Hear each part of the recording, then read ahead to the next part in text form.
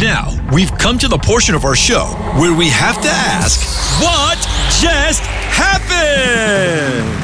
We can't believe it either, but let's take a look back at the insanity that was this week and look ahead to what will make us facepalm next week.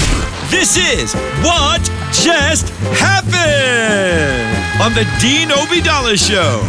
Take it away, Dean. And welcome back, Dean Obeidallah Show. It is Friday, March 1st, and it is the third hour in our Friday show, which means it's What Just Happened. We take a look back at the longest week of my life, I think it was. I'm tired. I am so, and helping me, all of us, make sense of it. My good friend Maysoon Zayid is back, co-founder of the New York Arab American Comedy Festival with me. She's had the #1 TED Talk. She tours the world. She's doing a million things.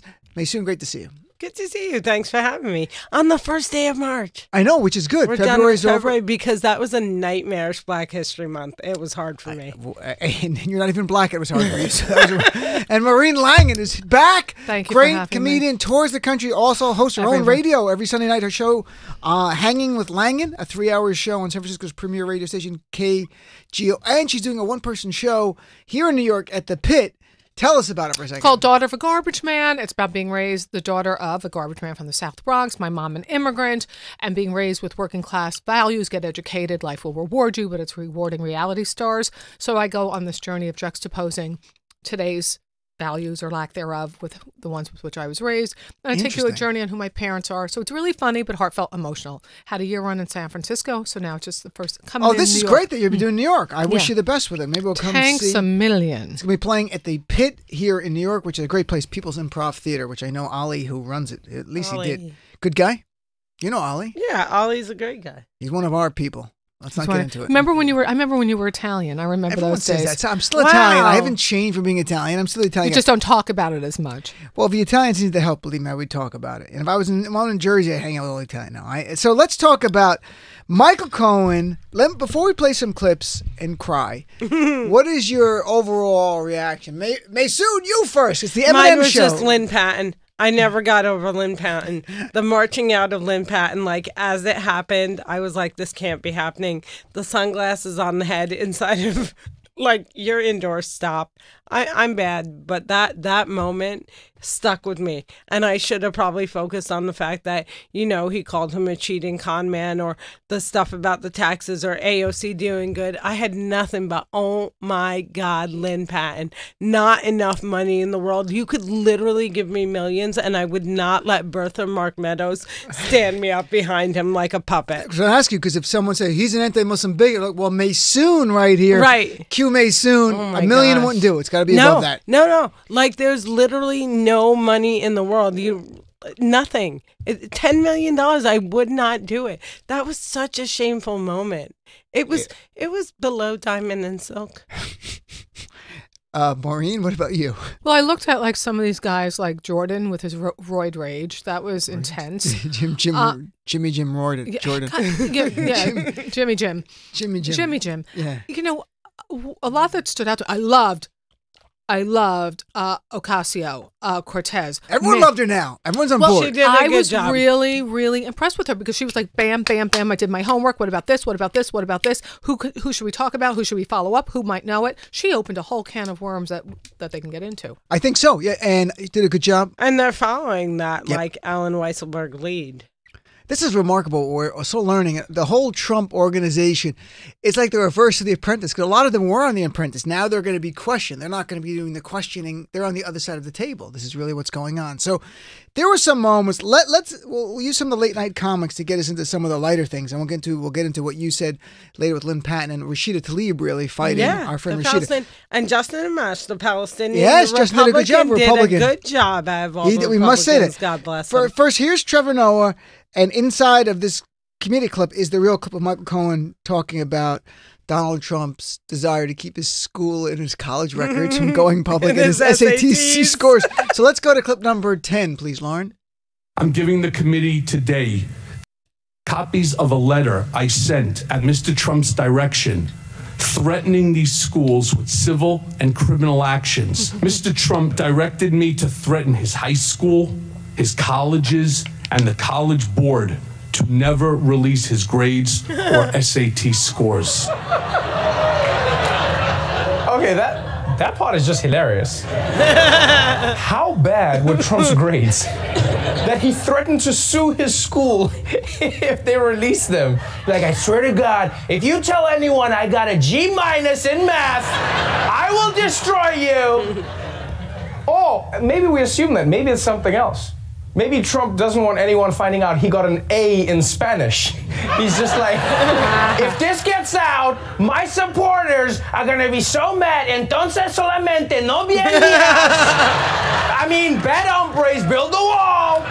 So he had two different competing theories. By the way, one of the schools Trump went to for his first 2 years of college was my college, Fordham University. Oh, no. And at Fordham, no one talks about it. And now they had to. There was an article today in Vanity Fair where Fordham confirmed that they got a letter from Michael Cohen saying, you better not release these records. They have it? Right. They have them in 2016 saying, we're going to sue you. And their response was a normal response is only the student or their representative can. Yes, no, we can't release it to anyone. It better not be leaked.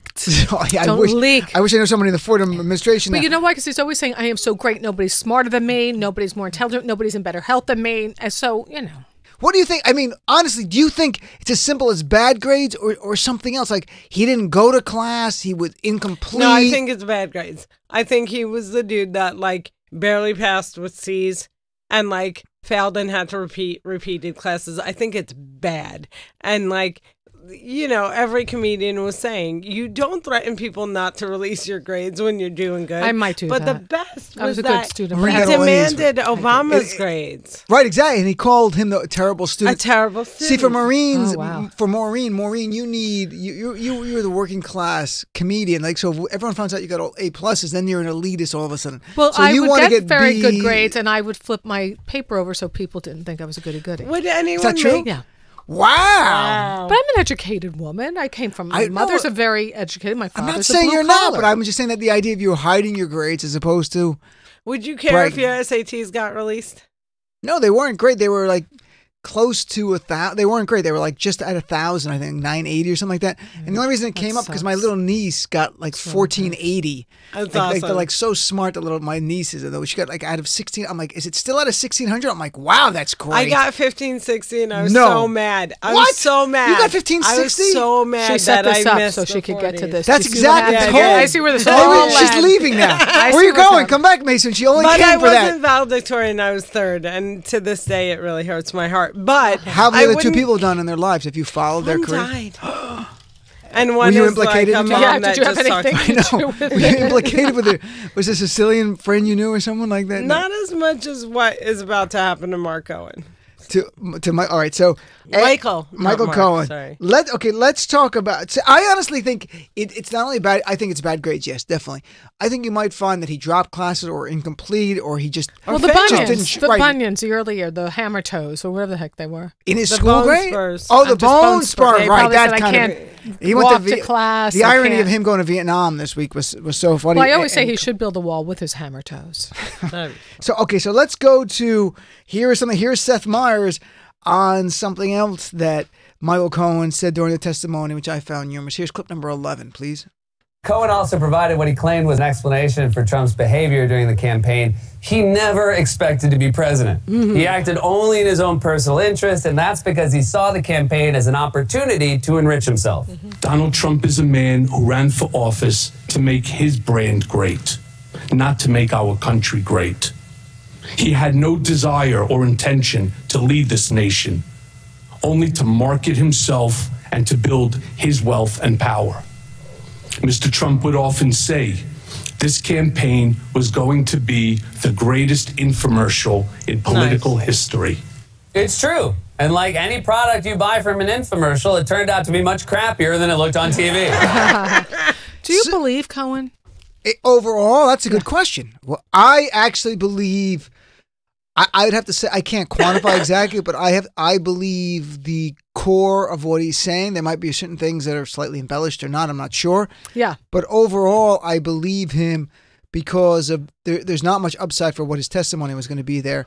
And also the way he didn't answer the questions I wanted him to. So I felt he was being truthful because when Justin Russian Amash collusion? asked him, what is Donald Trump's worst fear? I wanted to hear the answer to that. Is it, Like, is it he paid for 20 abortions? Is it that Right. he is Oh, he actually totally bought did. and paid for? Is that he's worth $10 million and not $1 billion? And when he didn't answer that, I was like, oh, this good dude could have literally said anything, and he didn't. I think he was committed to telling the truth because his lawyers were like, don't fuck around. Yeah, Psychologically, this is what happened. Tell me. He thought Trump was going to, free him with a pardon. When he saw that he turned on him and he saw that he's paying the price for this guy, he said, no, I got a family. Look what the hell's happening. And in facing the fact that he does not matter to this man that he thought he did, he was left to save himself. And that's what he's doing. Is there remorse? There's probably remorse that he did it. And in this journey, he's going to find out who he really is, hopefully. Of course he's trying to save his ass. Of course he's coming clean. Of course he is. The intelligence chair. Adam Schiff, No, the Elijah Oversight Cummings. Committee. yes. That's Yeah, oversight. yeah, that's what I said. Yeah, I meant oversight. All Sorry. right. I His, can't read your mind. You I have to know, use words. I'm When you use sorry. words, I'm going to take your Yeah, you're gonna words. take You're it. going to need to learn nonverbal We should not signals. be- That's required. We won't be on that game show together when you have to. No, I meant teacup. No, I meant coffee pot. Right. Yeah, the oversight. He gave a beautiful, powerful speech to Cohen and said, I hope you really are on the road to redemption, and time will tell, and you have to face yourself and look who you've hurt. But see, that's the truth in life, right? It's interesting, the question of do you believe him, and also where is this going next is really the biggest question I have. Now Alan Weisselberg's going to get called to testify. They're saying now Taxes. the tax returns. Can't wait. But I want the audit Venky. open? I want Ivanka in that room. I Really? want to see Ivanka being interrogated for the 7 hours like we saw Michael Cohen, because I want to see when her voice changes. Into that what? voice is not real. It's not real. I did nothing to get my president? husband's. And I want to Is see that your her just impression of break Ivanka? and go, no, I think her real voice is like full on like New York, where she's like, fuck you all, I'm done. Just like Get out of here, nasal. like a J-Lo in a character type of thing, like sort of. Would be Worse than nice to J-Lo. Like Carrie from Sex and the City meets the girl Janice from Friends. Oh, by the way, when you hear Cohen, the way he talks, Trump could have picked a Harvard lawyer to work as executive vice president, to be his personal lawyer for all those years. He wanted a Michael Cohen, who he knew would be a sycophant and also would do anything the guy wanted. So, I mean, look at the guy Trump picked. And look at Roger Stone, another winner over there. That circus clown. Right. Yeah. So, but these are the guys Trump liked. Well, Trump Michael surrounded Cohen- himself with these people. He's the central casting guy. Doesn't Trump love to say central casting? Michael Cohen is so central casting for a mafia movie. But when he said the name Matthew Calamari, I was like, no, this can't be real. This whole It's thing real. is the Truman Show. They It's found the him. Truman Show. And they found Matthew Calamari, and they showed clips of Matthew Calamari. It was very interesting that he was like, Matthew Calamari, he's a real person. Calamari. I mean, I know. I went to as the son of a law diner school, person. and John Calamari was my contracts professor.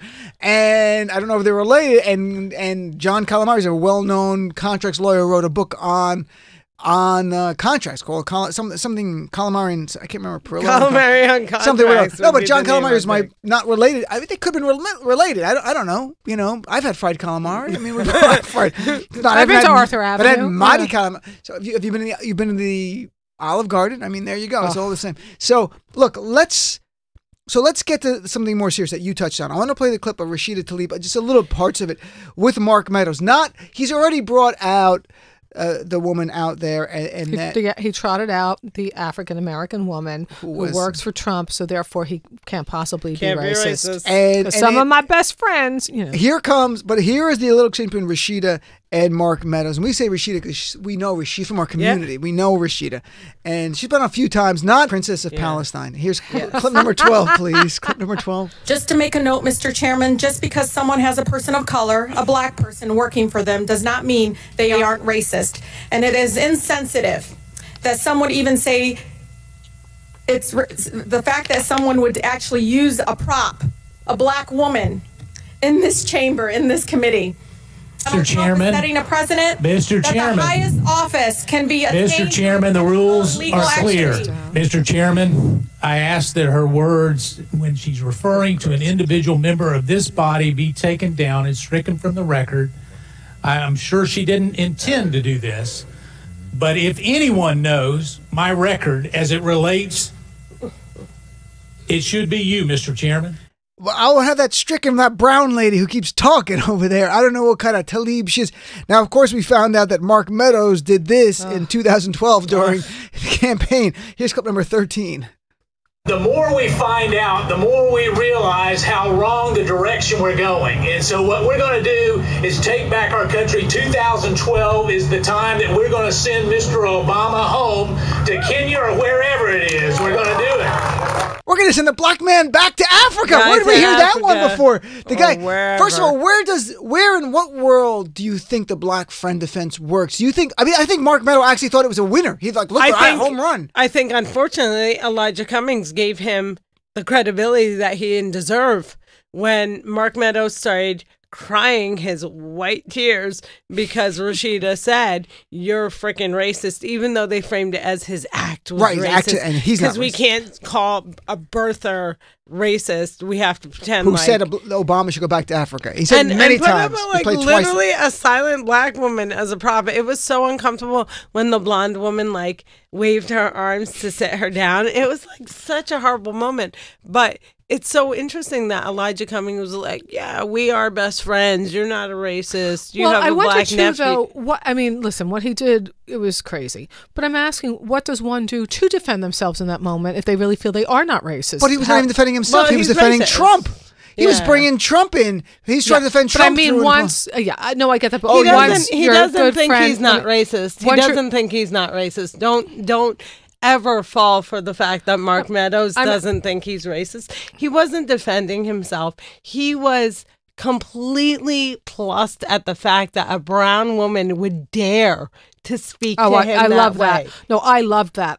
She held her. Yeah. She was not backing down. It wasn't about him. It was about how dare she. Yeah. Oh, got that. I'm just wondering, what does one do if they feel like, they just... In general, you mean in general? If someone what does some do? If he were in that situation, I mean, well, he brought a prop. I'm just saying, I'm wondering what one does. If someone tells me that I'm behaving in a racist way, I apologize and say, I'm going to learn how to do better. Mm-hmm. So that's what he should have said.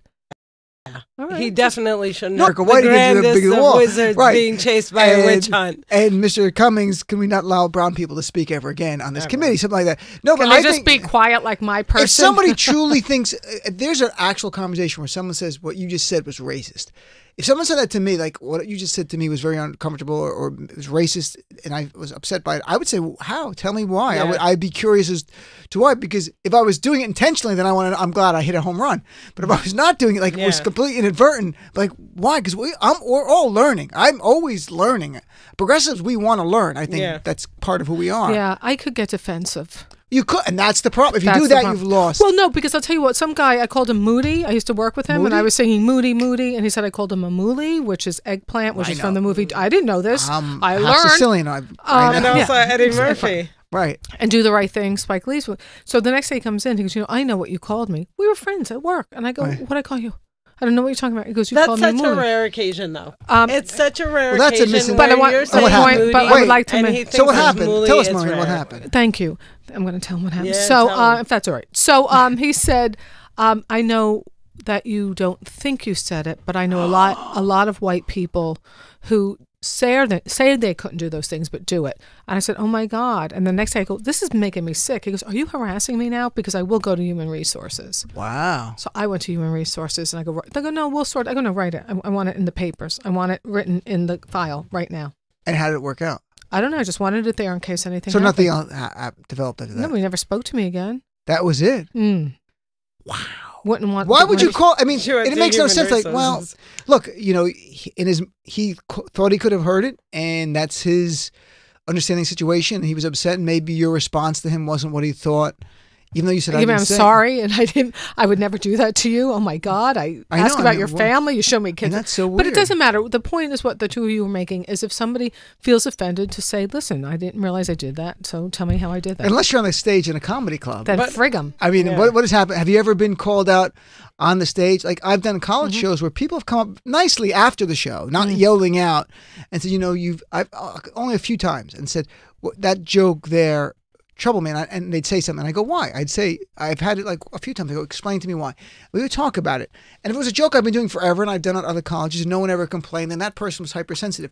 But if I got the same comment a few times, I'd be like, there's something wrong with the joke. That's the difference. One time ever, and one person goes, I don't like that joke. If it happened a few times, I'd be like, I guess there's something wrong with that joke. I take the feedback even if it's one time ever, but then I think check about it. But then I check it. Like I'll Google and stuff like that. But I think the difference between the Moody versus Mooley thing that happened was Mark Meadows didn't say go back to Kauai and we heard Kenya. It was Kenya.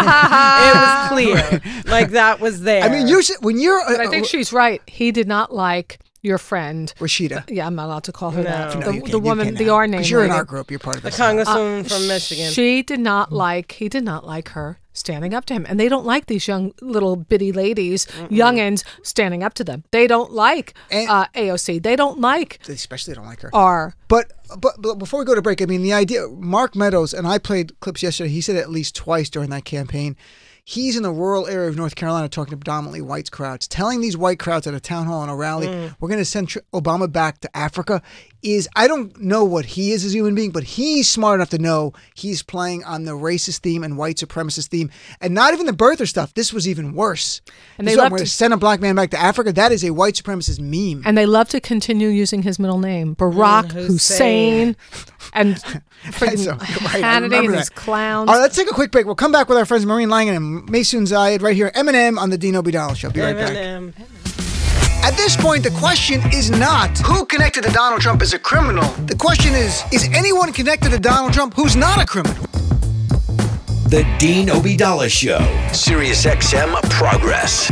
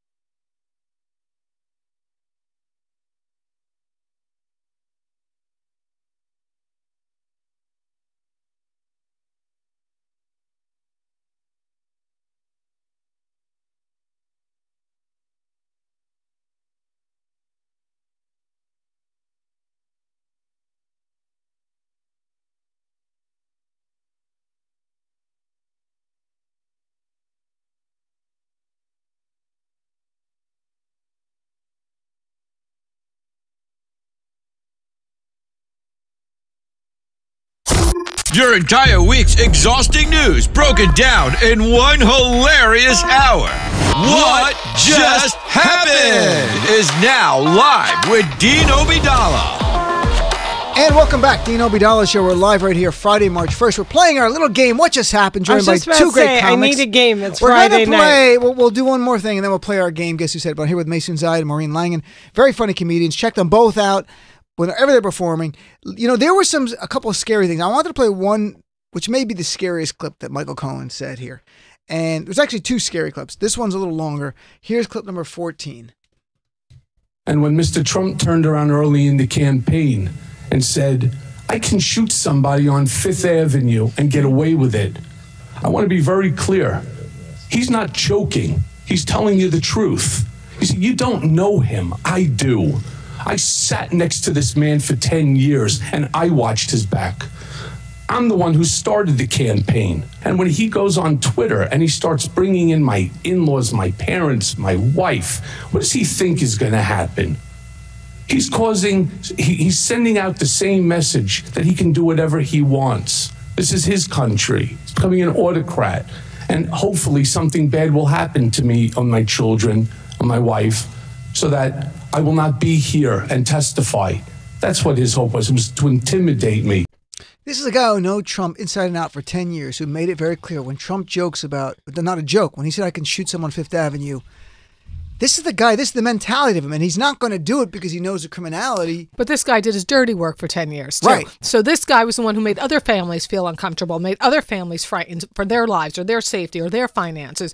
And you know what? I'm wondering how many Trumpsters right now, when that poor Otto Warmbier, yeah. When our president stands side by side with Kim Ung freak and it's like, well, I take his word for it. Are you kidding? They sent an American young man home like a vegetable. Yep. It's just, does anything make them turn? No, I had them call to defend. Oh, well, what else is he going to say? Like, he's trying to make a deal. I'm like, he's not selling a condo on 67th Street. He's making a nuclear deal. Being nice to Kim Jong-un or being an asshole to Kim Jong-un is not going to change the deal they're going to get. It's going to be in the calculation of King John. What's going to keep me in power? Keeping his nuclear weapons keeps him in power. Just ask Gaddafi. And no other president that negotiated with these dictators did that. No other president was like, I like him. They told me not to like him, but I like him. And, they beat an American to death. Look, we're from this area, though. What? Doesn't Trump, we're from this New York, Jersey area. Trump reminds me of the wannabe mobster guys. I would see the tough guys who, almost wanted to be Italian. People don't get this. A different generation, a younger generation like his, growing up in New York. The Italian guys were cool. That's why he's got his Matty Calamari works for him and stuff like that. There's something about that to these guys. He liked that. He was the plump nerd. Yeah. He was the plump nerd who's always trying to fit in because he wants to prove he's a bully too. Let me in on your team. Let me be part of it. He's alienating all our allies, but he's kissing the butt of these guys. I think he's exactly like John Gotti, and that his game is to play that he is unintelligent and kind of a buffoon, and that he's not really the head of a crime family. And I think that Donald Trump is the head of a crime family, and that we find him funny because he has his funny hair and his long ass tie and his small hands. Random mail order bride and whatever else. But I think that when you don't do that. When you look at the whole picture. And I can't talk about the kid who we never see. Right. But when you look at the whole picture, he is a mob boss. Yep. And a mob boss is running the United States of America right now. And the whole Otto Warmbier thing, I felt really, really, really bad for the parents. Yep. But I was like, well, maybe you shouldn't have let him parade you out like Lynn Patton at his speech. Well, because here you are 3 years later. They never thought and he was going to do this to them. But why wouldn't they? Because all throughout, he has never played down how much he loves dictators. Never. And it's a perfect time to shift to that topic, which is the Donald Trump. And here, by the way, here's first Jimmy Kimmel. Last night I had some funny quick joke on this before we get into the whole Trump art of the fail deal. Here's clip number 1. Art of the fail. Things seem to be going smoothly for Trump and Kim. Look at how much chemistry they have.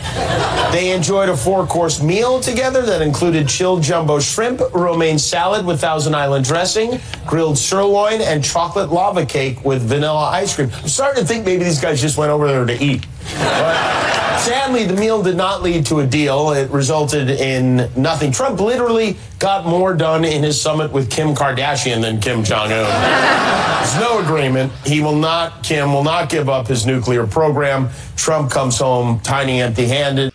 Tiny empty head. And he did get more done with the Kim Kardashian summit than the Kim Jong-un summit. And then stunningly on the world stage, when asked about did he challenge Kim Jong-un about auto war bearer, here's this. We cut this together as a short clip. Clip number 3.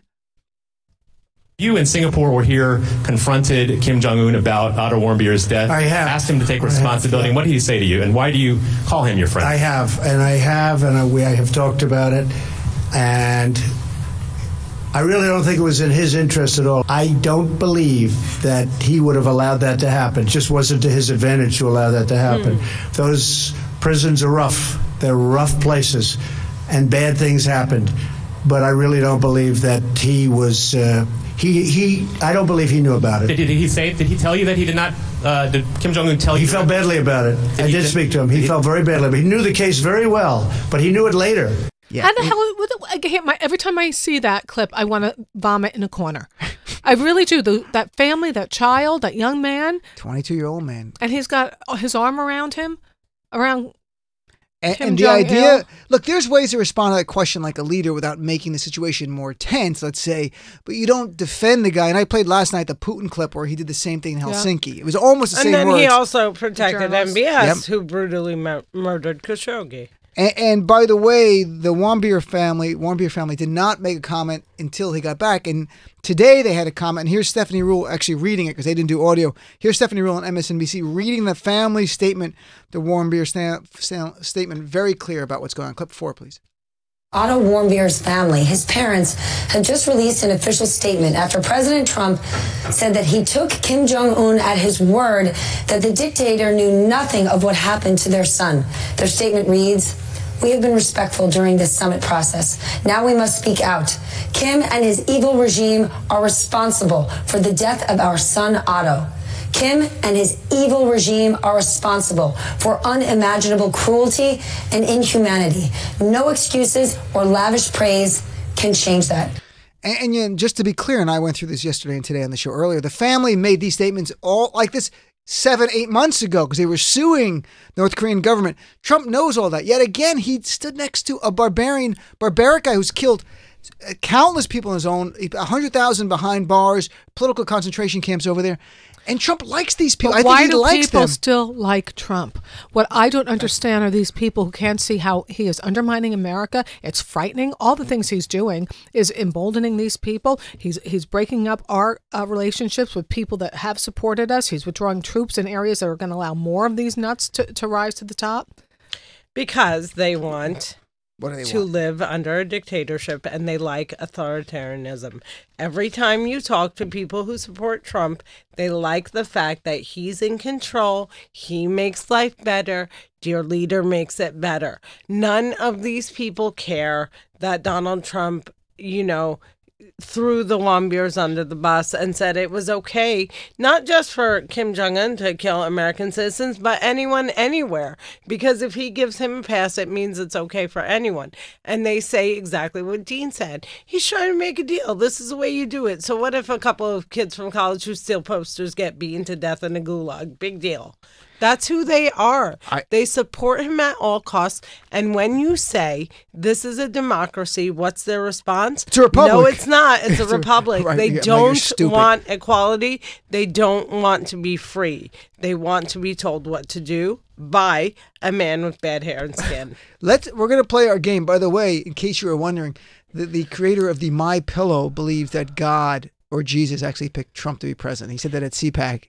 Did you hear about the police being sent out to the My Pillow guy cardboard thing? No. So in Minnesota, these people called up and they said, there's this guy outside. He looks like he's deranged. He's clutching in onto a pillow. It's like sub-zero weather. Please go. And the police went and it was a cardboard cutout of Mark Lindell from My Pillow clutching a My Pillow. All right, we're going to come back. We're going to play our game. Guess Who Said It? We'll see who does better tonight. Oh, boy. Big game right after this break. You're going to win. I'm sorry.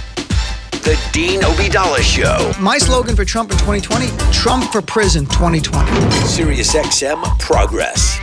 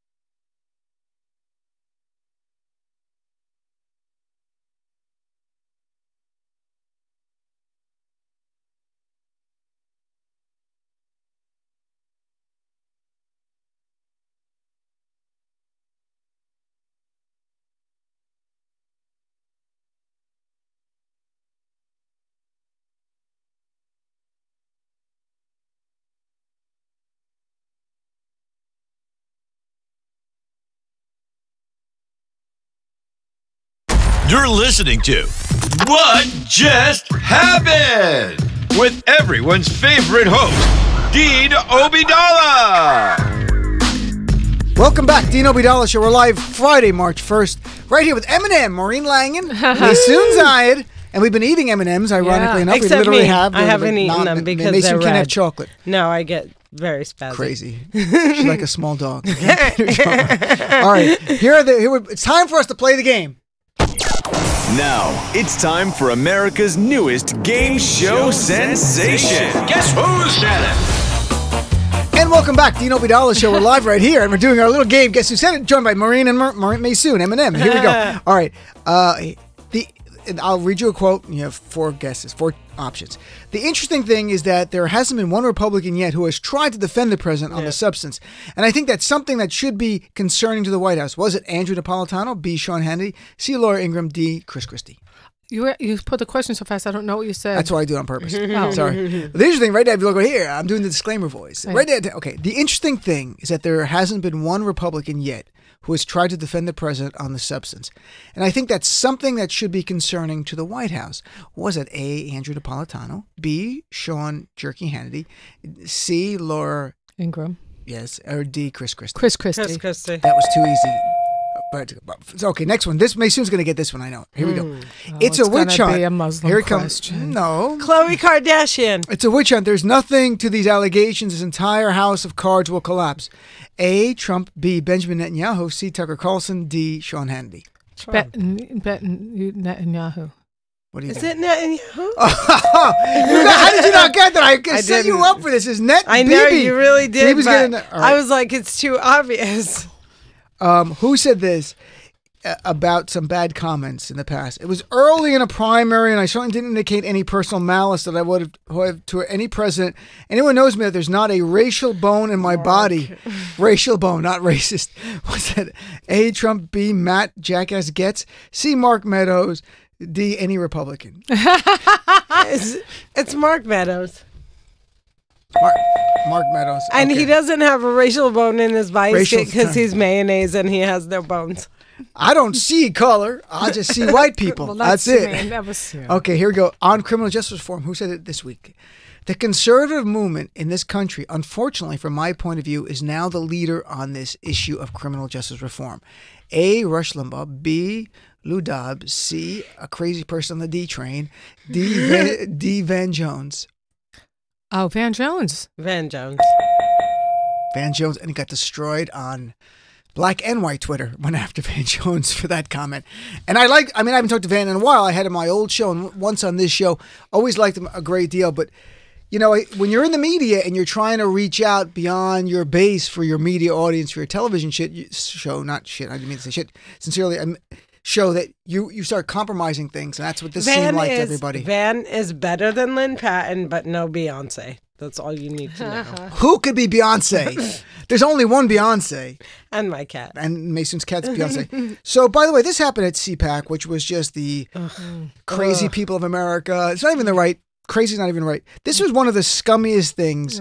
Two things. I'm going to play a clip. First, here is Candace Owens, who is young African-American Fox News lover. Also a Hitler fan. Let's remind people 3 weeks ago. Here's Candace Owens defending Hitler. I'm not kidding. This is from 3 weeks ago, not 3 years ago, not 1912.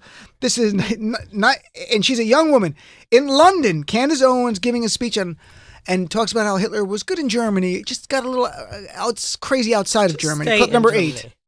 Whenever we say nationalism, the first thing people think about, at least in America, is Hitler. You know, he was a National Socialist, but if Hitler just wanted to make Germany great and have things run well, okay, fine. The problem is that he had dreams outside of Germany. He wanted to globalize. He wanted everybody to be German, everybody to be speaking German, everybody to look a different way. That's not, to me, that's not nationalism. So in thinking about how it could go bad down the line, I don't really have an issue with nationalism. I really don't. I think that it's okay. It's important to retain your country's identity and to make sure that what's happening here, which I think is incredibly worrisome in terms of the decrease in the birth rate that we're seeing in the UK, is what you kind of want to avoid. She got in Hitler and white supremacy, the birth rate of brown kids over white people. She literally said Hitler was good in Germany, like Kristallnacht and slaughtering Jews. Right, only Jews there. Right. Was his problem trying to go outside to get the Jews in franchising Poland? it, exactly. The little section of Italy. Like, was that the problem? And she's welcome back on Fox News. And she was at CPAC today. And here's what she said at CPAC. Again, to remind people, she's African-American, saying this to an audience of almost all white people. Here's clip But she's number 9. passing as white. Here's clip number 9. No, not First and foremost, stop selling us our own oppression. Stop taking away our self-confidence by telling us that we can't because of racism, because of slavery. I've never been a slave in this country. Stop telling us that we need to be obsessing over our past when we should be obsessing over our future and the potential that we have. So she's never been a slave. So she was born after 1865. But she also sued her school for $38,000 for racism and won. So like when racism makes her money, it's totally okay. And it made her money at CPAC too. And she it made her, knows and it. on Fox News, she and knows as on Turning Point, the super PAC for Trump. But I mean, to me, look, if you're black and you want to say there's no such thing as racism because I'm not a slave, you can say that. But when you're saying it to primarily white conservatives, aren't you emboldening their worst instincts that, hey, there is no such thing as racism? And ultimately, in their mind, white people are the ones who are really suffering discrimination in this country because they're the victim. To me, that is the evil of this statement. If she was saying that to a crowd of black conservatives and they're all cheering, that's their choice. But you're saying it to an almost exclusively white audience of conservatives who want to believe every claim of racism by someone black is fake or a hoax. That's what's more troubling to me about that. We call it a Jussie. You call We call it a Jussie. But you know what it is too? I was reading, I wish I could remember this author's name, a gay man from Texas who went on to Yale, I believe. And he said he had a change of heart because people were like, if you can do it, anybody can do it. And he said, it's actually the opposite. I was able to do it and so many can't. Yeah. So we look at the one who does, and he goes, for whatever obstacles I overcame, there are so many that people can't. So you hold the one who does up as a symbol that anybody can. Well, some people can't. Many can't. You know, and that was it flipped the way I thought. That is interesting. I mean, and Candace Owens has got to make her money, but then this is probably the worst moment of CPAC. This is Michelle Malkin, who's a Fox Newser, who's a regular on Fox News, and gets the crowd. And folks, just so you know, at the end, after her last statement where she attacks the ghost of John McCain, literally, she got a standing ovation. So let's play a little bit of this insanity. Clip number 16, please. Cities have metastasized, and both parties are to blame.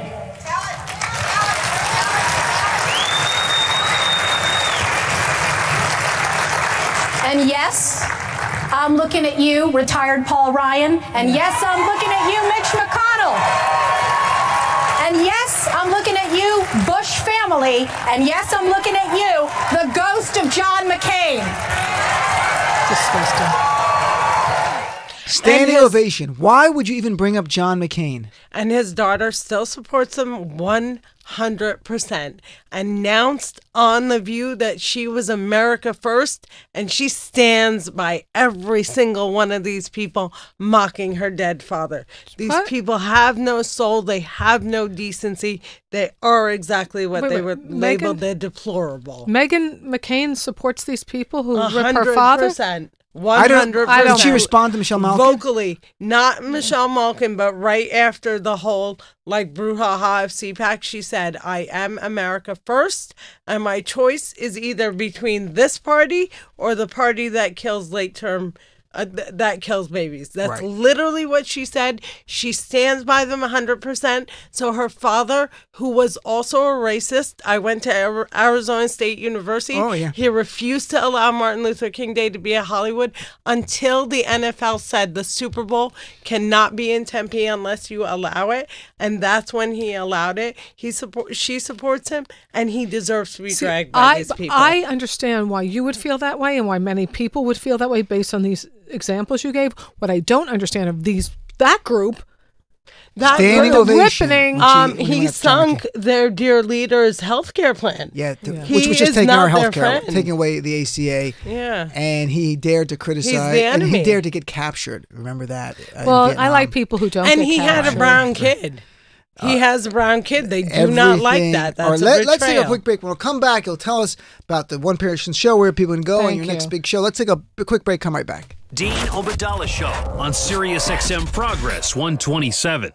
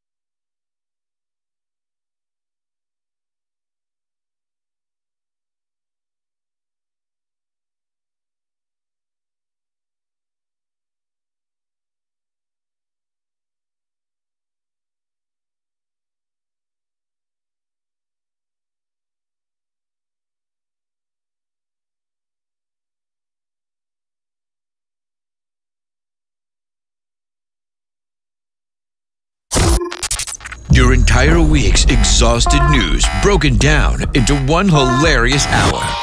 What Just Happened is now live with Dean Obadala. And welcome back, Dean Obadala Show, Friday, March 1st. In studio, my friends Maysoon, Zayid, and Maureen Langan. Our last minute here of What Just Happened. So, Maureen, tell us again, what's the website? I'm looking right now. We have your one-person show. My website's maureenlangan.com, or Daughter of a Garbage Man. Take you to the same place. I'm doing my solo show, Daughter of a Garbage Man, at the Pit Loft the last weekend in March, the 28th, 29th, and 30th. And you can go to the Pit for tickets or go to Maureen Langan. I'll have all the information there. Check it out. It's going to be a great show. Maureen's hilarious. Funny and emotional. Oh, we got it all. And Maysoon? You can see me April 7th at the comic strip with a really fantastic up-and-coming comic named Dean Obadala. Wow. And I you remember can, those days when I was up-and-coming. And you can find out everything on Maysoon.com, like the month of May is coming soon, Maysoon.com. And I'm working on my show for TNT that's going to be out in September called Sanctuary. And I look forward to that. I It's look gonna very be much fun. So, folks, thanks, Matt and Lauren, you guys. It was a Thank good you, week for Matt you and Lauren. guys. Yay. This went fast. When people say I'm racist against white people, I bring these two out. I'm like, look, I've got these two. Yeah, you Like, traded the hijabi for a blonde. I was really impressed by that. Is Lauren blonde? To me, she is. It's like brown hair. I She's mean, Italian. I'm dark. She's So. brown. She's Italian. So to Maysoon, you're blonde. You're either hijab or Or blonde. That's what works in the world of Those are the Maysoon. two. So, no, thank you guys. I'm on Twitter all weekend at Dean Obadala, or drop me an email, dean@deanofradio.com, or facebook.com/deanofradio. Thanks for tuning in. Have a good weekend. I'll be back Monday. The fight continues till we get rid of this monster on November 3rd, 2020. Have a great night. Have a great weekend.